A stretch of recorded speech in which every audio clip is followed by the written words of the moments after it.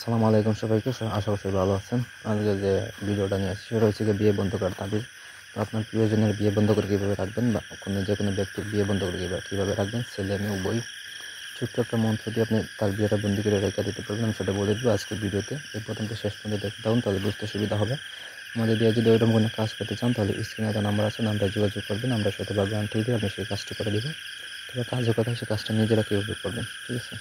এই যে মন্ত্র হচ্ছে গিয়ে এই যা একদম দুই দম আদম বন্ধ করলাম অমুকের মেয়ে, যেই মেয়ের বিয়েটা বন্ধ করবেন তার বাবার নাম লাগবে, বা যেই ছেলের বন্ধ করবেন তার মায়ের নাম লাগবে, ঠিক আছে? তো তারপর হচ্ছে মেয়ে বা ছেলের নাম লাগবে অমুকের বিবাহ দুহাই আল্লাহর কোরআনের, যদি বান টুটে দুহাই হজরত আলীর মোহাম্মদের মস্তক টুটে। এটা হচ্ছে কুফুরি, সম্পূর্ণ কুফুরি। তো কাজটা করার আগে অবশ্যই আপনি সেলটা বন্ধ রাখবেন, বন্ধ রেখে তারপর কাজ করবেন যাতে আপনার কোনো ক্ষয়ক্ষতি না হয়। আর আমাদের দিয়ে যদি করাইতে চান অবশ্যই করে যোগাযোগ করবেন।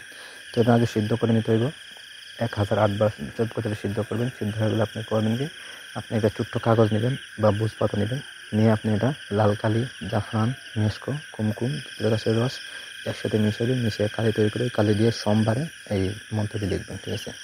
এরকম দুইটা লিখবেন। দুইটা লিখে আপনি করবেন কি, একটা হচ্ছে আপনার ঘরে বোতলের ভিতরে ঢুকাইয়া, বোতলের যে ঢাকনা আছে ঢাকনা লাগাইয়া আপনি মাটির নিচে বা যে কোনো একটা জায়গায় রেখে দেবেন।